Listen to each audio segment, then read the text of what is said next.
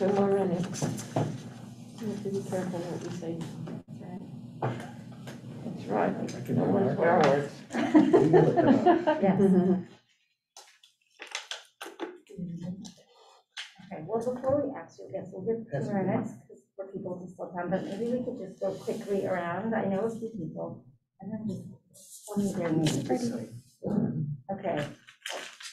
Hi. Hi. Okay, just say your names after. Miriam. Okay. And Okay, I'm Gabi. I'm Alan. Shirley. Jill. Rich. Okay. So, even though I teach all day in a mask, I really don't know how to. But anyway, quickly, this is what I look like. Hi. Oh, I didn't see it. Yeah, sometimes it's weird, like then you see someone with their full face and they look like a totally different person. I've had that with some of my students who I've not seen what they look like for like a year, and then doesn't matter. Okay, so hi, welcome. I'll just give a very quick intro about who I am, in case you don't know me. I am Gabi Gelman.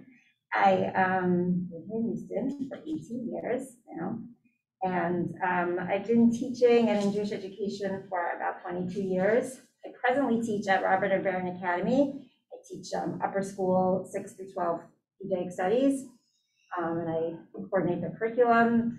And I've also taught in Melton, but that, I can only teach in the evenings because I work during the day, so I haven't taught Melton for a while, but this is very exciting to be back with adults. Even I love my students who are children, but it's a different dynamic here. So for the next couple of weeks, we're going to be talking about family dynamics in the book of Bereshit, in the book of Genesis. This week, we're going to focus on Abraham and Sarah. As you may notice, this is a little bit of how I roll. I prepare a lot of sources. We don't always get to all of them, but hopefully we will. My husband and I are very different. If you've ever taken classes with him, he prepares just a few. And then I'm like, okay, my source sheet's like 10 pages. I mean, it's just very different how we operate. Okay, so what we're going to do tonight, and what I've done is, even though we have the Tanakhs, and you're welcome to use them as well. Some people like kind of using the Tanakh, but I try to, for the most part, reprint the key, to pin the key verses that we're going to be focusing on. We're kind of going to run through, which is, you see, like the source number 1 is chapter 11 in Bereshit, all the way kind of through chapter 23, which is a lot, but we're just going to kind of run through, which is really where we have the whole story, where we will see Abraham and Sarah, and we're going to talk about their relationship. Hi. Hi. Okay, There's one. Okay. So we begin with Genesis chapter 11. If you want to use a Tanakh, we're on page 16. I mean 17. Well, 17 to the end here. But you can see we're on with the end of the chapter, in verse 27 to 29. This is where we initially meet Sarah and Abraham. And it's just, you can see it better in the Tanakh, but it's like a big, long, like genealogy of who had who, and then we get to the bottom, and we have this man named Terach, and his son is Abram at this point. He has 3 sons, Abram, Nahor, and Haran. And Haran has a child, Lot. Haran dies during the lifetime of Terach, so we know that Lot, that his child is fatherless. In the Torah, a lot of times we don't really know what's going on with the moms, so unclear. And we know that Abram, he's from Avraham, even though he's not Avraham yet. His wife is Sarai at this point. And then we have this fact at the end, now Sarai was barren, but and she has no child. So from this first source, we have kind of this important information. We know that Sarai has no children. And the Torah, I think, it kind of goes out of its way to like tell us this fact in this genealogy, which is kind of just like, and he has this child, these are his children. We have a little bit of extra information, mainly that Lot's father has died, and that Sarai has no child. So we know that and then she's barren. We know that in the times of the Torah, even today it's a struggle when people are trying to have children, but in the times of the Torah, definitely, it was a big deal if you were a woman and you were childless or you could not have children. So,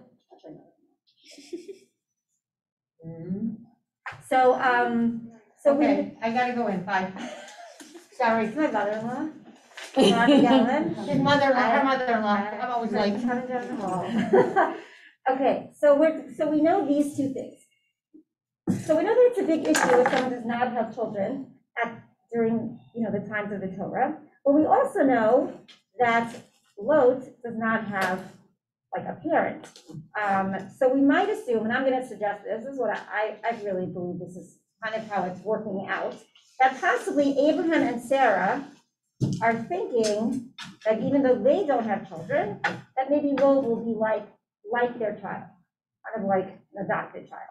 Even though, yes, the Torah does not tell us, it's my own kind of personal midrash, but I really believe that, and I think you'll see that I think it plays through and follows through for the whole story.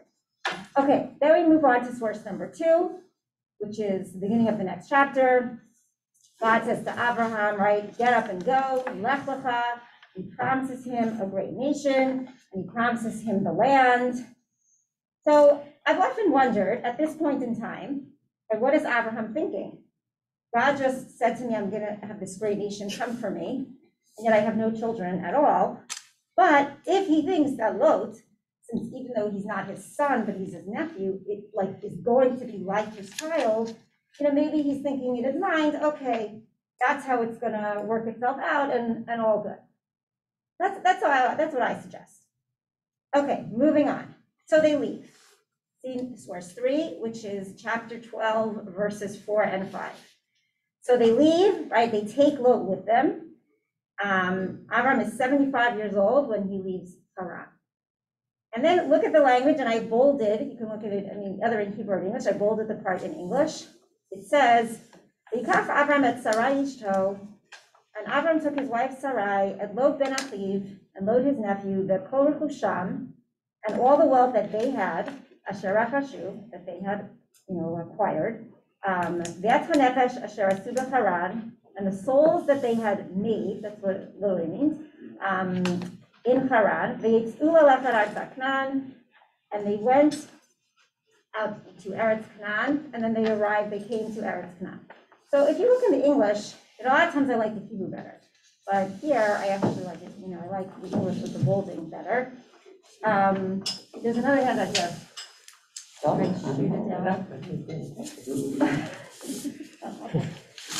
Here you go. We'll just put it in. So you see that in source number 3, the language is very, I would suggest equal, right? Mm-hmm. They left and they arrived and they had this wealth together. And I think that at this point in time, Avraham and Sarah are very great partners, very equal. And you see it even in the next source, which is in the box, in Rashi. Well, I might have a little different layout because I wrote some notes on mine. But in the next Rashi, so Rashi is a medieval commentator from France, and he writes on the words asher hanefesh asher asu b'Haran, the souls that they had made the souls that they had made. What does that mean to make souls? Rashi says it means the people that they had kind of converted. Abraham converted the men, Sarah converted the women, and scripture accounts it unto them as if they had made them. So very equal, right? They're in this outreach business where, maybe it's for monotheism, where Sarah does the women, Avraham does the men, and then when they leave for Canaan, this whole group of people is kind of with them. I think we kind of consider them like their household. So very nice and equal. I think right now we have, in my opinion, everything is kind of neat and orderly, even though I don't want to dismiss, I'm sure that they were troubled and it was a challenge of their not having their own children, but they have Lot, and I think that is what both of them assume, is how they're gonna go. Okay, now to source number 4. Now we're gonna kind of forward a little bit. in the chapters. So moving on, this is what happens in the next couple of chapters. At the end of chapter 12, as soon as Avraham arrives in Eretz Canaan, or pretty soon after, there's a famine, and he goes down to Egypt. And while he's in Egypt, he says to Sarah, you know, we're going to Egypt, and I'm really nervous because they're not going to care. You know, they're going to want to take you because you're so beautiful. So say you're my sister. Because it's interesting. It seems that in Egypt, they wouldn't take a woman who was married. That would be like too much, like too wrong. So they would just kill the husband, and then they could take the woman. So Avraham is very concerned. If we go down to Egypt, I'm going to get killed because for sure, you know, maybe someone, because they're, and also I don't think Avraham thinks it's like the most moral place. So say you're my sister, and the language is, although I don't have this source here, but he says, and it'll be good for me. And then lo and behold, I'm kind of summarizing this, she does get taken to Paro's palace. Paro is then afflicted with whatever, something that God sends him, and then she is released. Paro realizes, this must be because she's not really a sister. Paro feels annoyed, but yet sends Avraham and Sarah out with lots of wealth. Now this is going to be a little bit of something just to keep in the back of your mind. It's going to come up in a little bit, and this is like a whole nother class that we could discuss. But this sister-wife story happens 3 times in the book of Genesis. Twice with Avraham and Sarah, and then once with Rivka and Yitzhak. And if you analyze those 3 stories very carefully, like you juxtapose them, you know, you will come to the conclusion, at least I think it's pretty convincing, that perhaps Sarah, when she was taken to Paro's house in this first story, yes. You lost? I got a quick question. Oh yeah. It's not only on here. Isn't Sarah the daughter of? I've heard some people say Sarah was Abraham's cousin, but isn't Sarah the daughter of? Haram died young, so yeah. Isn't Sarah the daughter of Nahor? Hold on. They say, well, it's unclear because perhaps because it says that perhaps Sarah was also this person Yiska, which is back in the end of chapter 11. And if that's so, then she will be Abraham's niece, I think, potentially. What is the name of this other woman? Yiska, which you can find in chapter 11, verse 30. So Sarah's not the daughter. Sarah's not the daughter of Nahor. I do not think she's a daughter, no. I thought I picked the name of Abraham. I'll do it next time. Okay, so, do you have any other questions? Yeah, go ahead. In the Code of Hammurabi, it says that a woman has the right to become a priestess, and once she does that, she has to promise never to have a child. If she is married, she is permitted to let another woman be her surrogate and bear a child for her. Correct. Well, you don't have a priestess, but yeah, she can have a Sarah surrogate. does this, so Correct. maybe she was this kind of priestess. Maybe, you can also do it if you can have children. Code of Hammurabi also says that if you don't have children, you can also have this surrogate, and then you can raise the child like it's your own. So we don't know if she was really sterile or whether she was just set aside for some ancient right, although version the of text Hashem. itself does not say that she was a priestess or anything, but it could Yeah, but be. the word Sarah means princess, and Yes. maybe that's similar. Yeah, it could be. I would not be surprised if there's a midrash that would like, and it doesn't, it's, you know. it can Except say- that if that was the case, there wouldn't be a mourning of not being able to have children, which there clearly is in the text of wanting a child. I think, yes, when she gives Hagar, it's like a pain, yes, I think that whole story, correct, that's true. Yes. Just know Okay, so back to the sister-wife story. So we have 3 of them, and if you look carefully, I think you can see, you know, you have to kind of take my word for it, because that would be a different class where we explore those stories, that when Sarah is taken this first time into Paro's house, that perhaps she really, you know, is assaulted by Paro, or perhaps she ends up having to sleep with him, because the language in the other stories is very clear that nothing happens, right? Like nothing happens between the king and Sarah in the second story, nothing happens between the king and Rivka in the third story. There's There's also a lot of comparisons to Esther being taken into Ahasuerus' house. So just put that in the back of your mind, that this going to Egypt, when we teach it to kids, we kind of say, oh, and then she went and he said, be my sister, and then chick-chack, like they left and they had a lot of money and it was all good. But I think, as adults, we have to recognize that it probably was not so simple, and that there probably was something that happened to Sarah there. And I'll tell you why we didn't keep that in mind. I'll just keep that in the back of your mind for a future source in a little bit. When they leave Egypt, now I've often wondered, why do we need this whole story? The famine, the sister-wife story. So there's lots of different reasons that we can come up with why it's necessary. It's a little bit of a little bit of a tangent. It explains how Avraham got lots of his wealth. I think it explains something about Sarah in a little bit, which we'll get to. But it also explains possibly that when they leave in chapter 13, they leave Egypt, and now they are very wealthy from this wealth that Pharaoh gives Abraham as he's going out. And we see, right, we'll get that too. And we see that when they leave, then there's this conflict in chapter 13 with Lot. Right, so remember that if we're going to say that Lot is supposed to be this child, right, of Sarah and Abraham, so to speak, now Lot is saying there's conflict between the shepherds of Lot and the shepherds of Abraham. And Abraham says to Lot, okay, I don't want to have conflict with you, so let's just separate a little bit. Now, Abraham, I always think, does not mean move really far away from me. He means let's spread out, because there's this conflict over the land and the grazing of the sheep. But Lot says, okay, I'm going to move, and he moves all the way to Stone, which we know down the road, right, is not a good place. And even in Genesis 13, it says that Lot was a bad place. So he says, I'm going to move far away. Hi. Now, Abraham, now you got to put yourself in Abraham's answer, although we really have it more from Abraham's perspective.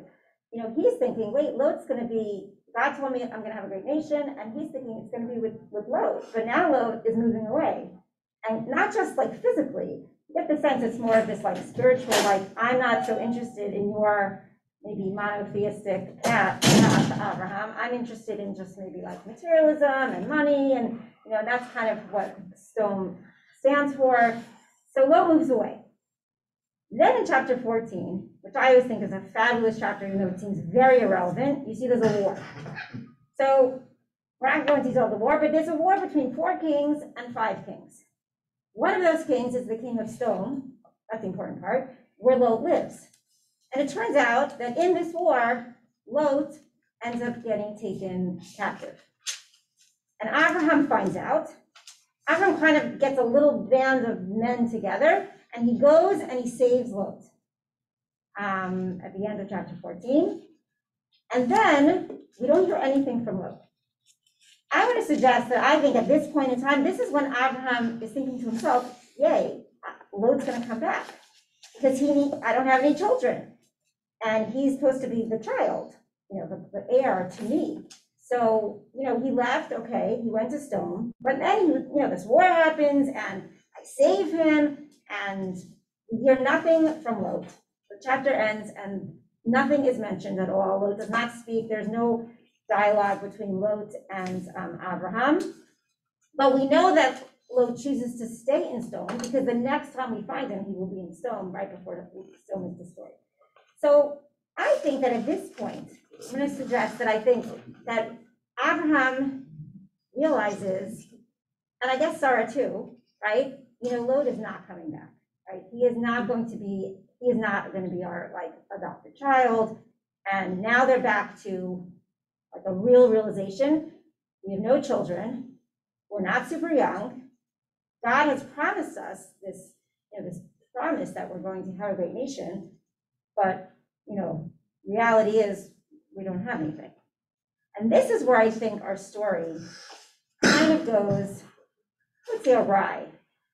Someone's supposed to say off the rails. I think that's very strong for that. It's not off the rails, but there's this feeling that I have here, which I think is going to continue, of now they start to, I think Aaron start to a little bit break apart, because over this issue which I think is a little bit maybe even foreshadowing in that first source we looked at. Now Sarai was barren, she had no child. I think that the Torah is kind of telling us this is going to be the issue now that is going to split them a little bit. Because what we see next is in source number 5.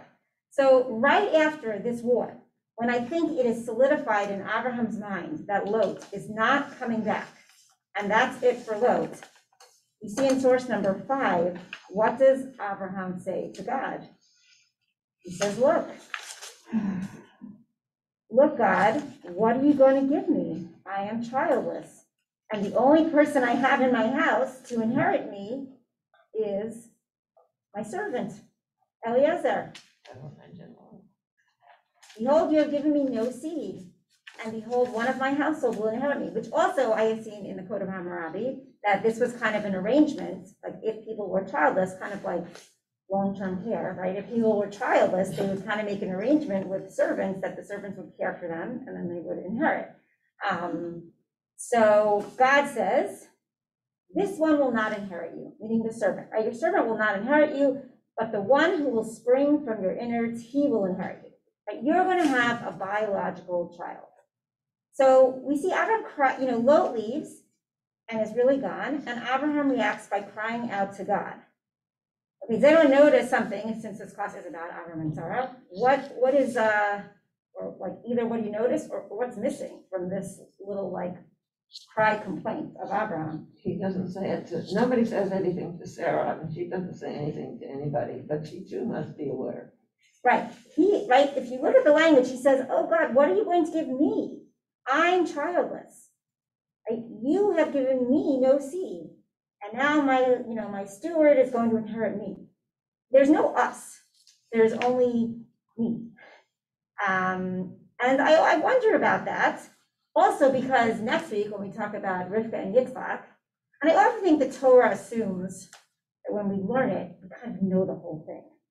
Which is a poor assumption of maybe God, I don't know, of me and maybe others. But I think that's kind of when we read classical commentaries, like there is, there's kind of this like broad knowledge.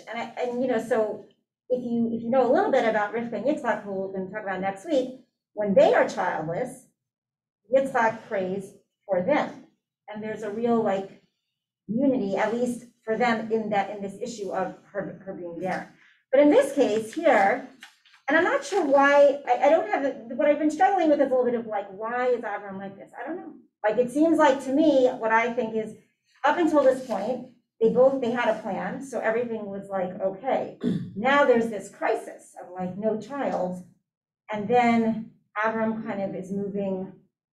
It's all about me a little bit and not being super sensitive that Sarah's there too.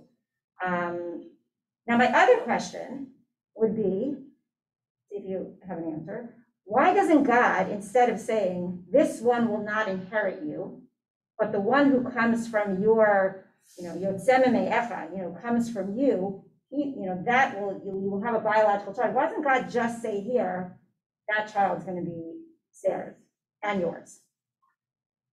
I don't have a good answer, but I have one answer. Because I feel like that would just like, I'd have many less sources and that would just solve a lot of problems if God would have just told him right then and there, and then they could like move on this journey together. Everyone have a thought? Why? Yeah. It's 5,000 years ago. Men So were is that considered in charge of everything. They, Right. So there's that. So the Right. Women were not even mentioned a lot of times. Right. And I think that's the case here. Right. Although I will challenge that because later God they are going to tell Sarah. Or at least Yeah, they're going to eventually he mention has it, to like, bring a woman in because that's his plan, Yeah. The Okay. women are gonna have the children. Right.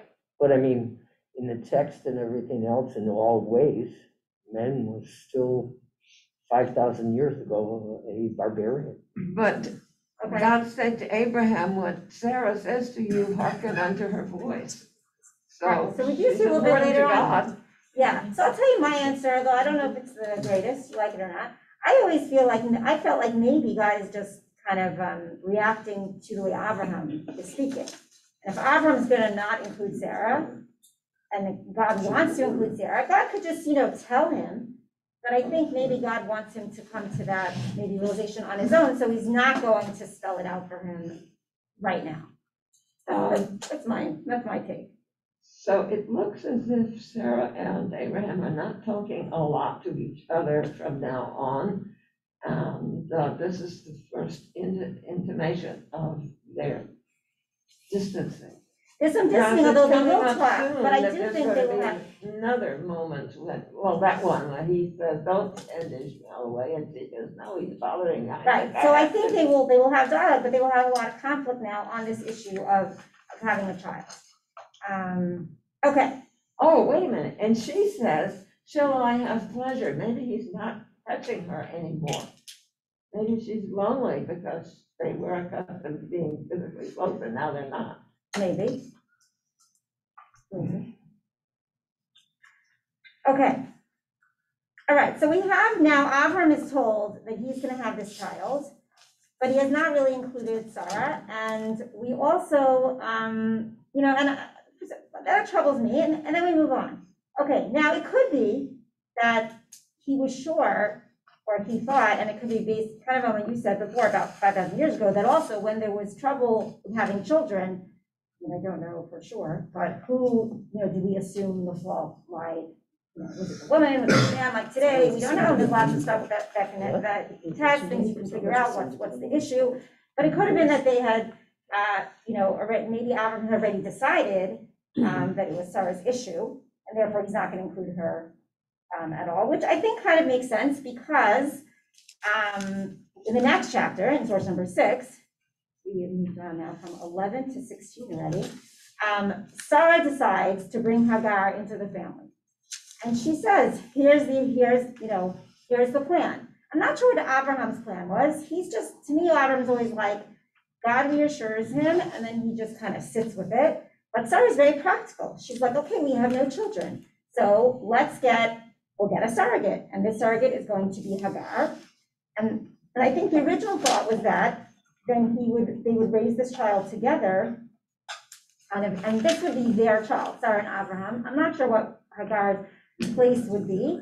You can find some similar occurrences to this in the Code of Hammurabi, which is like an ancient Near East code of law, which we feel like is timed with the Torah. And that's what people would do when they were childless. So she brings Hagar. If you look at source number 6, we have Rashi telling us, since the Torah tells us she was an Egyptian handmaid, that this was a handmaid from back in chapter 12, when they go to the sister wife story, that when they left, Paro had given his daughter to them as a handmaid, seemingly, according to Rashi, because he was so impressed with Abraham and Sarah, and he said, it is better that my daughter be a handmaid in this household than a mistress in another household. I always have liked this commentary, although I don't really see it in the text, because Paro seems very annoyed, I think, in the text with Abraham. But this is a classic commentary that I think, very popular. So we kind of, let's say we go with that. Okay, It's a then, popular commentary, but it has no basis. not really, except the Right. Egyptian part. Okay, so she was an Egyptian, Right. but Rashi just sort of pulls that out. Yes, well, I think Rashi pulls that out to kind of, laud Abraham, to say, Abraham, they're so great. Yes. The Midrash and sometimes will stretch things. Oh, yes. And also, you don't necessarily need to take it at face value at all. And it could be that they're trying to, Midrash is saying this because they're trying to say, Avraham was, such moral, high quality compared to Egypt. Okay, so we're in chapter 16, which if you're in the Tanakh is on page 22. Here we're going to read a few verses because I don't really have to sit in here. Now I have my glasses and my mask. So, let's see. Okay, so Hagar, we're on page 22, chapter 16, verse 4. So what happens is Avraham sleeps with Hagar. The text writes here, he cohabited with Hagar, and she conceived, and when she saw that she had conceived, her mistress was lowered in her seat. So when Hagar gets pregnant, now she looks down on Sarah. And now if you look back on your handout, Rashi kind of expounds on this. And he says, she said, meaning Hagar, this Sarai, her conduct in secret is not like her conduct in public. She shows herself as if she is a righteous woman, but she is not a righteous woman. For she did not merit to conceive all these years, and look at me, I have conceived from the first union. So Hagar gets very kind of like arrogant, and haughty, and, is viewing her successful pregnancy that now she has conceived as now she's better than Sarai. Now, I always think that Sarai had really good intentions with this Hagar thing, this whole plan. But I'm sure we can think of just some modern examples where, you plan something and then you don't really know emotionally what it's going to be like. Not just in this scenario, but lots of different, you don't know how you're going to feel. If you say, I'm going to move someplace, it's going to be great and exciting and new, and then you move and it's hard, right? But when you think about it, then the practicality of it is different. That's what I think happens here. She has this really good intention, but when it happens, and also maybe Hagar did too, now Hagar is being very, I think, mean to Sarai. And there's lots of other midrashim where they expound on what Hagar did and how she kind of was, tried to embarrass Sarai. And then in return, Sarai is mad. And she says to Avraham, the wrong done me is your fault. I myself put my maid in your bosom. Now that she sees she is pregnant, I am low in her esteem. The Lord decide between you and me. So, okay, she kind of yells at Avraham, and then Avraham says back to her, your maid is in your hands. Deal with her as you think right. She's your maid, kind of a little bit like, I'm not getting involved here. Your issue. My teenagers say this. They say, this kind of sounds like a you problem. I find so rude, but that's what the teens say. So then Sarai treated her harshly, and she ran away. So we have Hagar is mean to Sarai.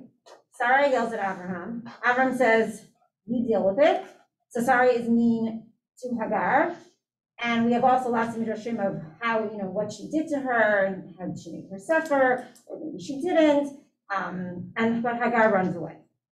So the question, yeah, go ahead. Well, except for the fact that this is already going on just when she's just pregnant, the boy hasn't been born yet.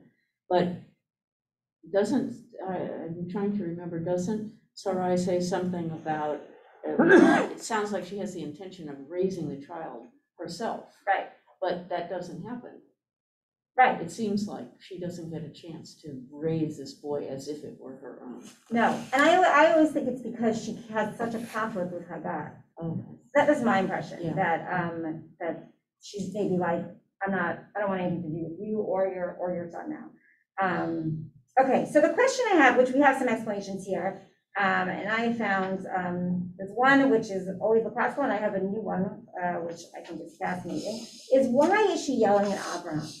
Right, back to this relationship about Avraham and Sarah. So it was Sarah's idea to put Hagar, to this plan, and then it's not working out. Hagar's being mean.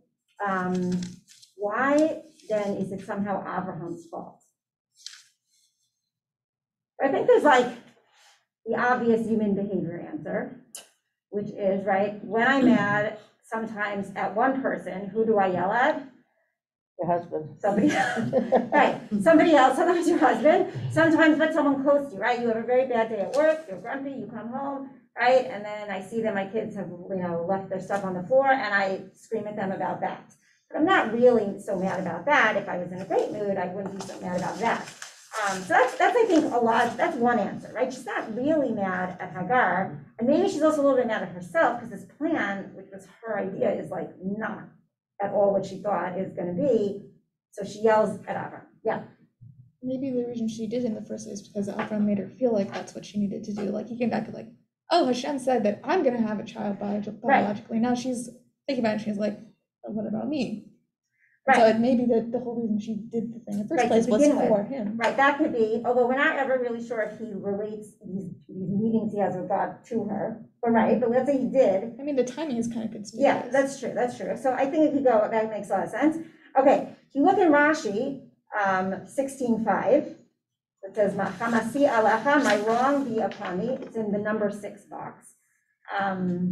So third source in that number 6. Rashi says, I'm mad at you because when you prayed to God in chapter 15, and you said, what's going to happen? I'm childless. You prayed only on behalf of yourself. But Miriam ties right into what you said. Like, she had done this, and now it's like a disaster, this scenario, but she only did it because Avraham said, this is what God told me, and now she's thinking, why didn't you include me? So perhaps she's mad about that. And besides that, right in the end, she says, you deprive me of your protecting words. Since you hear how I am despised, meaning Hagar is despising me, and yet you keep silent. So there's that too, right? You're saying she's your maid, you deal with it, but I want you to stand up for me, right? Like if, you don't want someone like in a public, the private family life, but someone to insult your spouse and you just like sit there, right? She's waiting for Avraham to step in. So those are some reasons already. And now, the last source in box number 6, this is a different idea, which I recently heard this past year, and this is why we discussed a little bit before about the Paro sister-wife story. So this idea comes from, his name is Rabbi Grummet, who is a modern Israeli scholar who lives in Israel. He has a fascinating book on Bereshit called From Creation to Covenant. And this is what he writes. He writes, remember that in return for Sarai, so he's going with the Rashi, among the things that Avraham receives are female servants. One of them, possibly right, is likely Hagar, the Egyptian maidservant whom Sarai now gives to Abraham. When Hagar demeans Sarai, it brings back the painful memories of Sarai being taken by Pharaoh and Abraham's significant role in that sorry incident. The violence to which Sarah refers to in her complaint, right, when she says, I am mad at you, like Hamasi alecha, is not her present mistreatment by Hagar, but her previous degradation in Pharaoh's palace, and by extension at the hand of Abraham. Sarai is not overreacting, which some people might argue. She is finally reacting to the disgrace she has now suffered twice at the hands of Egyptians, Pharaoh and Hagar, and Abraham's involvement in the first cannot be overlooked. Wow. So this, to me, is a fascinating idea. It's not really saying, like, the first idea of Rashi is wrong. It's kind of adding to it and saying she has been, she, in the whole chapter 12 sister-wife story, you never see Sarah say anything, which, back to, Torah times, we don't have women saying anything here very rarely, but he's suggesting something, she had a traumatic experience. And even though, yes, Avraham was trying to save his own life, ultimately, it's because of him that she had this traumatic experience, and she didn't really process it. That's why it's a modern commentary, because Rashi is never talking about people processing their emotions. People commentators are not concerned with everyone's mental health, but modern commentaries are. So she did not, process it. She did not work it through with Avraham. So now this is really a trigger, right? Here's an Egyptian. Whether it's really Hagar, the daughter of the king, or just a random Egyptian maidservant, and it brings that back for her. So there's this baggage that she has, with Avraham, and it's coming out here. Okay, moving on, chapter 17. So you don't really feel like they resolved anything. What happened? Hagar runs away. The angel convinces Hagar to return and says, yes, you're going to suffer in that house, but you're going to have this child, and this child is going to have his own nation, and promises her lots of good things for this child, Ishmael, who's going to be born. We don't really know what happens when she goes back. I feel like there's a very uncomfortable, triangle going on in that household as she finished her pregnancy.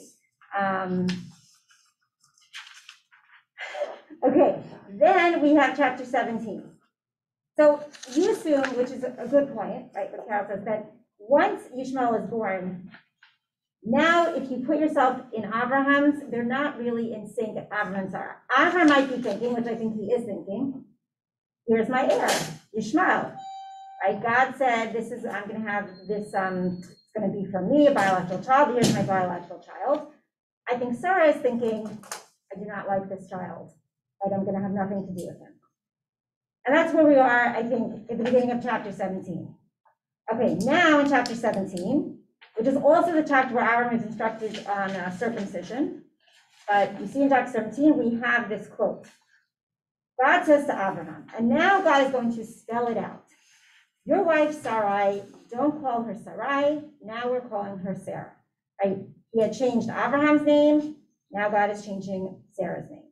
I will bless her, I will give you a son from her, and I will bless her, and she will become a mother of nations. Kings of nations will be from her. Okay, so God is, in this point, really telling Abraham, okay, Abraham, Sarah is going to have the child. And what is Abraham's reaction? He has two reactions. First, he's happy. Or here it's translated as rejoiced. In Hebrew, it's vayitzchak, which, could be he laughed. I always really think of it more like a really, like you can't help it, like it's just crazy. So you're like, like that's insane. And he says to himself, will a child be born to one who is 100, and will Sarah, who is 90, give birth? Right, like that whole thing, like we're gonna have a baby now when we're so old? Crazy. That's his reaction to himself. But what does he say to God? Lu Yishmael yivcheh lefanecha. If only Yishmael will live before you. Okay, what do you think that means if you have to say it in a different way? What do you think he's saying about Yishmael? He's not good enough. What? He's not good enough. He what? He's not good enough. Something he's doing is not working. Well, Why isn't he the heir? Yeah, what about him? I think here, even though it's just one little phrase, he's saying, but what about Yishmael? Like, maybe we don't really need anyone else. Okay, now Yisrael's not born yet, so it's not like he's rejecting him if he's not even born. But he's saying, like, I have Yishmael, and we think we don't have all the verses related to that, but that Abraham really loved Ishmael. So he says, what about Ishmael? And then God says again, indeed your wife Sarah will bear you a son, and you shall name him Isaac, and I will establish my covenant with him as an everlasting covenant for his seed after him. He's very clear. The covenant, the covenant, like who's going to be the next one in line, is going to be with Sarah's son Yitzchak. It's not going to be with Ishmael. So that's also interesting because we have now, right, you would imagine that maybe, now I do understand, Avram's I feel like I paint Avram negatively, and I do understand him at the same time. He's in this kind of hard spot. He has his son Ishmael who he loves. He has his wife Sarah, who he knows does not love Ishmael. And now Sarah's going to have a child, but he, naturally is like, well, what about Ishmael? But I don't feel like he, is taking time to say, finally, my wife Sarah, she's going to have a baby. Hooray. And I think that Avraham, cannot help but really feel like I'd rather just keep it the way I am, like with Ishmael. And I think that the reason I'm going to suggest that is if you look at the next source, right, chapter 18, which is when the angels come, or the men, whatever, both angels and men, they come for different purposes to visit Abraham after his circumcision. They come to tell Abraham about the impending destruction of Sodom. And they come to tell, we always think, they come to tell Sarah she's going to have a baby. And they say, where is Sarah? Oh, Abraham answers, she's in the tent. Sarah's kind of listening at the tent, which fits in with women kind of always being in the tent. And then when Abraham, when she hears the news, she laughs. Now we're in our source here on the handout. I want to just ask real quick. Here's, unlike some of the other couples in the Torah, there's nothing that says Avraham loved Sarai. No, right? We will see it with next week with Rivka and Yitzhak. Yeah. Yes. So no, we do not see that. it's just an arranged. Right. Although, to his credit, he does. When they are together, it says she is barren, unless they got married really, really late in life, which I don't know, because we just kind of meet them. He did stay with her, which is unusual because we do have this idea of staying with a wife for 10 years, and if she cannot produce children, then you can divorce her, and it was like a totally normal thing to do. So I think there's that in the beginning, but I always think that's because maybe they have Lot. So they were like, okay, Lot's going to be the child, and we'll just we'll just have that. Yeah, My question is Abraham was given many female servants. So how come he only had one child with Hagar?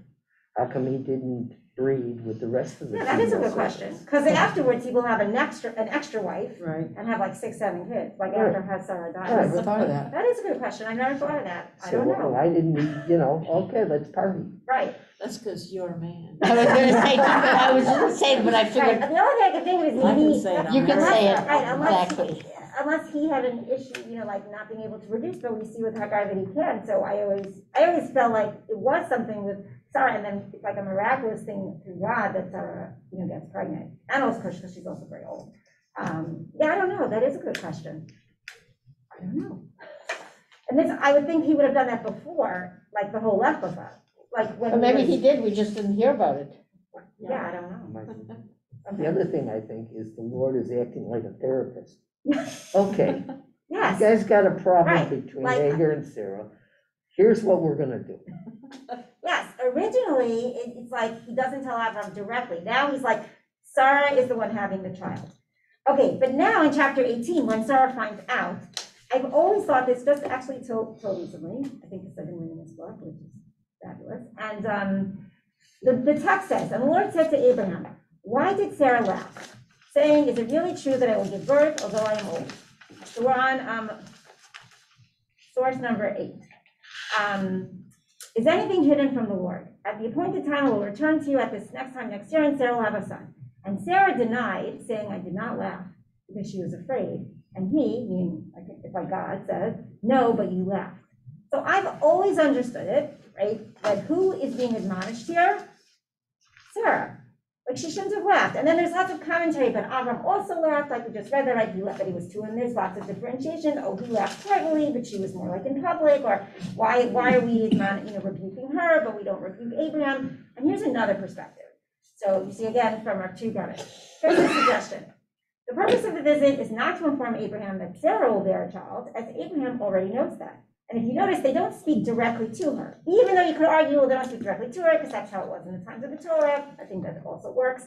But when they come, it seems like God already knows that Sarah doesn't know yet that she's having a child, and God is annoyed about that. The purpose of the visit is also not to inform Sarah that she will give birth to a son, for there is no message directed to her directly. The purpose of the visit is to rebuke Abraham for not informing Sarah that she will have a son. Right? When God spells it out previously and says, your wife Sarah, we're going to call her Sarah, and she's going to have a child, God assumes that Abraham is going to then relay that super exciting message to his wife. And yet, it seems like he does not, because when she hears it, she is shocked, and we know she's shocked because she laughs. And then God says, like kind of saying to Abraham, right, you see, Lord said to Abraham, why is Sarah laughing? Meaning, why is this the first time she's hearing of it? How could you not have told her? And Sarah, yes, she gets embarrassed, she says, I didn't laugh, but God says, no, you did laugh because you didn't know. So maybe Abraham doesn't say because he's a little bit in denial, like he still wants the plan to be with Ishmael. Yes. It seems like I read some commentary at one time that said that she laughed in order to make, cover up for Avraham laughing at something that God said. I mean, she was trying to make Abraham look in a better light or something. So when God relays it to Sarah, when God tells Avraham that she laughed, he says, she said she's so old, but he doesn't say that she said he was old. Oh, yeah, that's what. So like, you're right. Again, back to being like the white lie therapist. Like, Yeah, I don't need to tell you that info, because that's gonna make you feel bad. So here we see again, like I feel like there is this issue of having a child is something that is, and in which way is it going to be the best way for them to do it? They're not on the same page. Okay, moving on. We have chapter 19. We're not going to talk about that, destruction of Sodom. The only thing I like, in thinking about it, I was thinking, we have this whole back and forth, Abraham with God, what if there's 50 righteous people, what if there's 40, very sensitive. and yet not always so sensitive, I think, to what's going on in his own household, which sometimes we do see, right? Sometimes great leaders, sometimes, are great and give so much time to others, and then sometimes, there's a little bit of an expense of their own family. So I thought that might be an interesting point related to it, but there's a destruction of stone. Yeah. So can we go back to Yeah. the Rashi on like the righteousness? So I think, Where are you looking? Where you looking? Number 5 and 6. Yeah. So like when first Abraham and Sarah get Hagar because they're so righteous. Right? Hagar According to says that, Rashi. Yeah. and then Hagar says, these people aren't so righteous. Like, Yes. at home, it's not really. Now she's seeing it, now she's Yeah. seeing Oh, it that's firsthand. interesting. Yeah. That's interesting. Although I feel like Rashi's saying that's not true. He's saying she's saying that only because she's viewing the righteousness on how quickly one gets pregnant. Right, which is kind of magical thinking. I think but people did that, Yes. Yeah. Yeah. But I don't know, just sort of seems like that. Yeah, that is Interesting interesting, juxtaposition. which is true also, right? You always get to know people really well. Like if anyone lived with anyone during COVID for an extended time, you really got to know them. So like your own family or other people. Okay. All right, moving on. All right, we're on Genesis chapter 20 now. Now we're gonna there's so much to talk about again but what's interesting is again we have a sister-wife story. This time not with Pharaoh, with a different king in a place called Gerar, with a king called Avimelech. Now, what's fascinating is that this story is happening again. It doesn't say there was a famine. It doesn't say why he ends up in this place. I do think generally it's a little bit negative to Abraham, in my opinion. Like here he is, and he's doing it again with no kind of qualms. But what we'll see now is that we will see that Sarah, since God has said Sarah is now, no more Sarai, she is Sarah. She is the mom to the covenantal heir. We're going to see Sarah now, really through the end now, a lot of power. So there's this great midrash that says that while she was in Abimelech's house, you see here midrash Genesis Rabbah, that she was in this kind of prison, as she puts it, and she says throughout the night Sarah was praying, saying to God, Abraham left Haran to journey because of a promise. I, however, left on faith. Abraham is outside the prison, meaning Abimelech's castle, while I am situated here in the prison. And the Holy One, blessed be He, responded to her, all that I am doing now, I do for your sake. And throughout the night, an angel was standing there with a whip in his hand and consulting with Sarah, and he said to him, strike, he struck, and if she said to him, leave him, he would leave him be. So whether or not this happened or didn't happen, you see that, I think from this midrash, what I think is interesting about it is it shows there's this tension with Avram and Sarah. Sarah is not happy, which we don't hear her saying anything with the first story in Egypt, but here she is like, I cannot believe it's happening again, and I'm kind of mad about it, and then God kind of gives her the power to keep herself protected in Abimelech's house. This one I always thought was weird because it was just totally out of the blue. Right, it's like out of the blue, he goes to another place, and he even says, and everywhere I go, I say this kind of thing, as if it's happened even more than twice. It's only recorded twice. It is very odd. I'm not sure why. He's also, you see, Avram is constantly wandering as opposed to kind of staying put. Yeah, very weird. Okay, I know we're almost out of time, so we're gonna get to the end. All right, so then we have story number 9, chapter 21. Yitzhak is finally born, and then once he's it says when he is weaned, let's say 3 years old, Sarah, really taking charge, says, we cannot have Hagar and Ishmael in this house.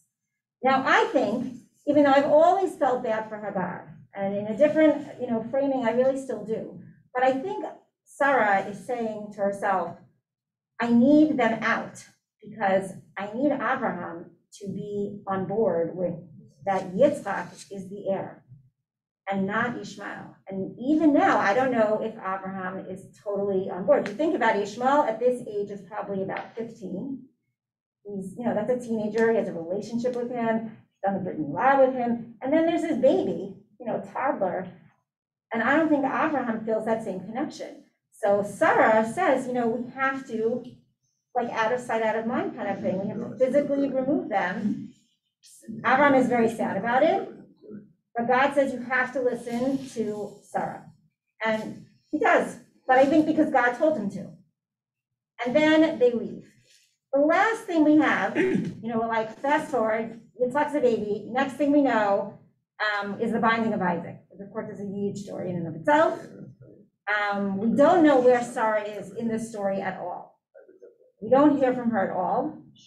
And the next thing we know, she dies in Genesis 23.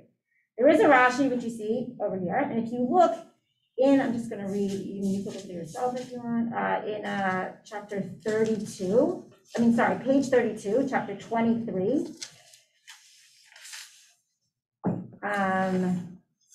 It says, Sarah died in Kiryat Arba in verse 2, and Abraham proceeded to mourn for Sarah and to bewail her. Okay, yeah. Okay, but in Hebrew, here it says Abraham proceeded, but in the English, in the Hebrew it says Vayavo Avraham, and Avraham came to mourn her. Now, Rashi, if you look at number 11 in the box, says that he was coming from Beersheba, which is where we find him at the end of the Akedah. If you look this up a little bit, Abraham returned and to his servants, they departed together for Beersheba, and Abraham stayed in Beersheba. That's at the end of chapter 22. And then it seems like he has to come from Beersheba to Hebron, where Sarah has died. So they may not even have been in the same place, and Rashi suggests here that the account of Sarah's death is juxtaposed to the binding of Isaac, because as a result of the news of the binding, that her son was prepared for slaughter and was almost slaughtered, her soul flew out of her and she died, which is super sad. Which tells me that maybe Aaron did not discuss it with her. Now, maybe he discussed it, because how can you discuss that? Like, terrible, plan with your wife. But because of that, she dies. But maybe they were not even in the same place. Now, it's a kind of a sad ending, and if you look at chapter 23 and you just skim it, the whole chapter 23 is about Sarah's death. It says that Abraham mourns her, which we don't have mourning. I think we only have it for Yaakov. The idea of someone like eulogizing and mourning for somebody, and I think we have it for Moshe too. A certain amount of days. But it says here, lispod, right, to eulogize. And then it's a whole chapter of the negotiation, for the Marat HaMachpelah, like back and forth, like Abraham is really determined to get it on his terms, which I also find interesting. Like, why do we need all that? Why can't it just say, and he purchased it from Ephron for whatever amount of money? So there is something that I saw. I'll read it to you. I'm sorry I didn't get a chance to put it in here. But there's this idea I heard, which I think is beautiful, and this is how I view Avraham and Sarah. Like, they start out together, and I really believe, even though maybe this is just reality, of like this Lech Lecha, this premise by God, and this relationship, this special relationship that Avraham and the covenant he's going to have with God, it came at kind of a cost of Avraham and Sarah, because then it was this issue of who's going to be the heir, and then I feel like Avraham, kind of in his spiritual journey, which kind of left Sarah behind and became kind of not so sensitive to Sarah. Perhaps, and this is a suggestion that I read, so many details about Sarah's death, maybe that is because, you can imagine, maybe you're Avraham, and then you look back only, and this is often the case, when we look back when someone has died, and then we kind of see them and we feel sad for, maybe the way we behave toward them. And this is something that I read, which is maybe all of this passes through Abraham's mind as he eulogizes Sarah. How he let her be taken by 2 foreign kings, how he never thought about her bearing children and didn't rejoice for her when she finally did, how he never fully digested the idea that she alone was fit to be his covenantal partner, that her son was to be the bearer of the covenant after him, how she was prepared to sacrifice for him, whether by Hagar or including him in her joy of Yitzhak's birth, but he never really sacrificed for her. And now in her death, it is only in her absence that he recognizes who she really was, but now it is too late. That's kind of a sad ending for them. Where is that from? Oh, this is also from the Speak Run It book.